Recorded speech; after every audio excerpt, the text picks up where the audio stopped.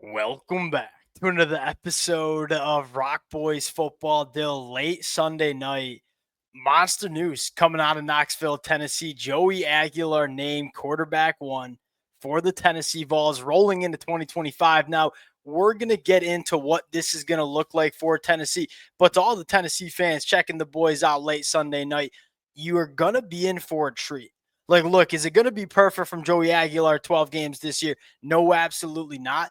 This is a kid that will take risks. He will try to make big time throws. And Dill, there's a real argument to be made that he can provide a lot of value to this Tennessee offense, where how much is the quarterback play going to drop off from what we saw in 2024? That's worth questioning, because if you get the best out of Joey Aguilar, and you better believe, like Josh Heupel has shown us with a large sample size, that he can get the best out of his quarterbacks, he can go out and win you a lot of football games in the SEC. Ain't no question mark about it. The other thing, Dill, look, golf clap for Josh Heupel. There are a lot of head coaches that are sitting on the can, man, not naming the starting quarterback. Josh Heupel ain't one of them. And I think it's important. Like, as soon as you know Joey Aguilar is going to be the guy, name him your quarterback one and let him get a lot of reps with the ones over the next 2 weeks before your week one opener against Syracuse. Fired up to get into it. Before we do, and as always, the Tennessee fans, look, if you are spending your late Sunday night listening to the boys, we appreciate you. Ain't nothing I'd rather be doing with my Sunday night than talking a little Tennessee quarterback one. Appreciate y'all. If you guys do enjoy the content, consider subscribing to the channel. Going to be very fun watching this Tennessee offense over the next couple of months. Dill, without further ado, before we get a little bit nitty gritty and kind of share our thoughts on what it's going to look like, I'll give you the tee box. Joey Aguilar, quarterback one. How we feeling about it? Yeah, and I respect the move to make this kind of official early rather than late. Sure. I look like Tennessee doesn't have the great fortune. And again, I'm not saying Syracuse is in their world, but if Tennessee plays a particularly sloppy game, they're not Kent State. Like, Syracuse can give Tennessee a game if they play horribly. I think, just get this season started. You got Georgia week 3. I think it makes a lot of sense to just make this formal and get Joey Aguilar ready to be the best number one, or QB1, I should say. I'll say this about Syracuse: you're giving Cuse a little too much credit in that football game, right quick, Dale. Regardless of what you get from the quarterback position, this is not the purpose of the episode, but I'm gonna give my 2 cents right quick. Syracuse can't hold Tennessee's jock along the line of scrimmage in that football game. True. And look, I just, regardless of how Joey looks week 1, I would be stunned if Tennessee loses that football game, because I just think they'll control the line of scrimmage at another level. Now, Dill, Joey Aguilar, what to expect? Look, number one, the number one talking point with a lot of national media is Joey Aguilar. It's a big body with a big arm, and he can make all the throws that you want him to make in this Tennessee offense, which is saying something, Dill, because there's a reason Josh Heupel has valued big arm quarterbacks. We going to run some wide splits. We going to push the ball down the field, and we going to push the ball to the boundary. We can't have no noodle arm in this Tennessee offense, right? Joey Aguilar has the arm to make it work in this Tennessee offense. The question is, can he avoid the turnovers? And Dill, we've said this before, as a Michigan, both of us Michigan fans, we know the turnover struggles that Joe Milton once had up in Ann Arbor. Joe Milton comes to Tennessee, all of a sudden those turnover problems get avoided a little bit. I look at this Tennessee offense and say, Josh Heupel makes your job as a quarterback pretty dang easy. And that was always the problem with Joey Aguilar, quarterback. He was not an inaccurate thrower of the football. It was the decisions. This kid was making some wild decisions at times at App State. The hope, if you're a Tennessee fan, is Josh Heupel is going to make your job a little bit easier, make the decision-making process a little bit easier for his quarterbacks. Because of that, what if you get a Joey Aguilar that avoids turnovers in the 2025 year? Then you're looking at a pretty dang good quarterback in the SEC. And again, it's not like Joe Milton's turnover issues have been magically fixed in the NFL. So a lot of it is the scheme that Josh Heupel runs. I mean, I think he does take some of the indecision out of the quarterback's mind, especially if they can kind of get up to speed with what he's doing. And again, that's why I kind of like the idea of naming him sooner rather than later the starter, because as much as they can get on the same page and him and his wide receivers can get on the same page with some of those choice routes they like to run down in Tennessee, I think you can, again, if you get that out of him and you don't turn the ball over as Joey Aguilar, you actually have a really good quarterback. Couldn't agree more. Couldn't agree more. Look, if you get a Joey Aguilar that's not turning the football over, you can win a lot of football games. Though, here's the other thing that I don't think people appreciate enough because he's coming from App State. The playmaking ability as an athlete, also with the arm. Look, let's just go look at the big-time throw numbers right quick from that 2024 year. Dill, Joey Aguilar, 26 big-time throws in the 2024 year. That's in comparison to Nico's 17, right? Joey Aguilar can make some high-level throws with the football. Here's the second thing. This is the number. Ain't nobody really talk about it. This number matters when I'm evaluating quarterbacks. Pressure to sack ratio. Joey Aguilar, and I want to make sure I make this stat kind of clear because it is a little convoluted. Joey Aguilar, when he was under pressure last year, only 8.9% of those pressures turned into sacks.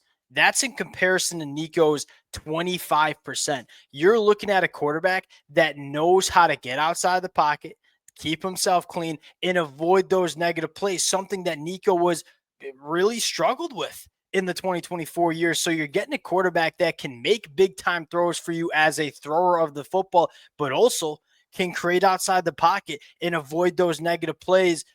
That's another way where you're looking at, hey, can Tennessee not get a drop off or maybe even take a step in the right direction, the quarterback position?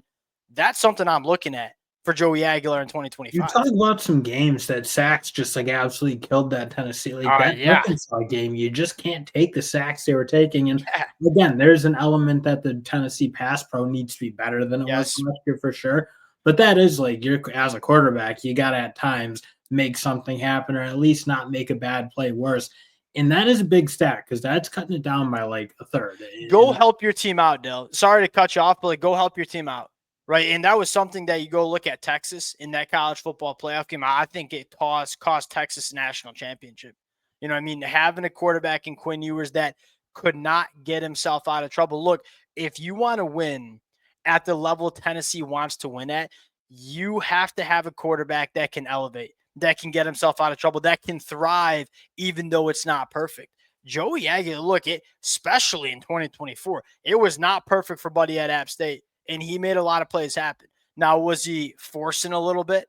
Yeah, absolutely. And the idea is have him not force as much in this Tennessee offense. He can go out and make plays for you when it's not perfect, something that you didn't feel like you got out of Nico all that much in 2024.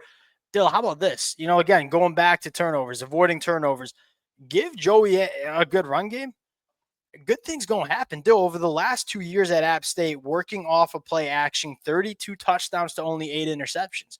Now, App State couldn't really run the football worth a damn last year. Guess what? One thing we know about Tennessee, and going back to what we heard in the scrimmage on Friday morning, that run game, although we have to replace some offensive linemen, although we have to replace a really good running back in Dylan Sampson, that run game still should be there for Tennessee. You give him a run game to lean on, you let him work off of play action, another way that you can get the best out of Joey Aguilar in 2025 in this Tennessee offense. And that goes like back to that idea. I feel like people really panicked when Nico left in the spring and like, oh, what's going to happen to this Tennessee team? It's like, again, the bread and butter has still been the ability to run the ball really since Heupel's been there. And especially as he's developed really big, powerful, tough offensive lines through the recruiting process. So you look, his best form, I think, as a play caller is when he can run the ball really well and try to take the top off once in a while. I look like, again, you don't necessarily need the world's greatest quarterback to do that, or you don't need the greatest quarterback play in the world. Like they were a good offense with a very mediocre quarterback play last year with Nico. So that's still, again, going back that idea that like the world was kind of falling. Like this Tennessee team is going to be fine because Josh Heupel has built a really, really strong foundation for a quarterback to kind of step in and make it happen. And I do want to be very clear, like as much as I'm getting up here and looking at this thing with a glass half full approach, I think the people that are blindly getting up there and saying that The quarterback play is going to be way better with Joey Aguilar than it was with Nico. That's probably an unfair statement to make. But I also think on the flip side, I think just assuming it's going to be a monster drop off is probably also That's an more unfair what I statement. was getting at. Just that idea. Like again, Tennessee's a really good team outside of the quarterback. Like make no mistake about that. Well, that to me, that's the question I have. Like, how good are we? I said, hey, we ran the football well in the Friday afternoon scrimmage.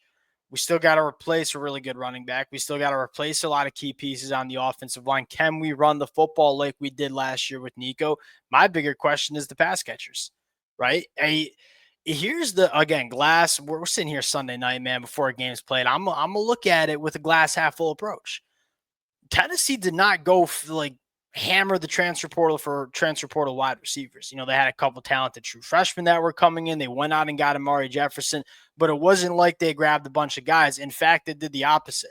They paid up to keep Mikey Matthews within this program. You got a guy like Braylon Staley, who I know a lot of people are excited about. Chris Brasley, year two. Can these wide receivers be better in 2025? To me, that's the bigger storyline.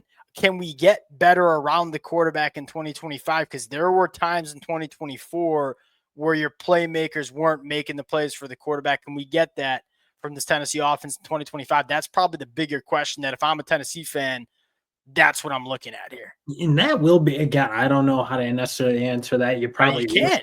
guys were a little bit healthier, frankly, throughout this Agreed. fall camp session. Agreed. But again, there is so much talent in that wide receiver room, especially if you consider those two freshmen who, again, you go out and win big battles for those two guys. So they're coveted players for sure. Again, I don't have that answer. It will be probably a big defining factor into how good Tennessee can be. Because again, I think there is too much talent in this wide receiver room to go out and play the way they played last year, which was very mediocre. Which was just not that definitely wasn't national championship caliber. Look, I ain't getting up here and saying I exactly know what to expect, right? I know one thing. It's gonna be fun to whether it's good, whether it's bad. He's gonna be a really fun football player to watch because he is not afraid to take the bull by the horns a little bit at that quarterback position. And I like it. I'm fired up to watch him. We'll cut it there. Appreciate you guys rocking with it. Have a phenomenal Sunday night, and we'll talk to y'all later. Peace.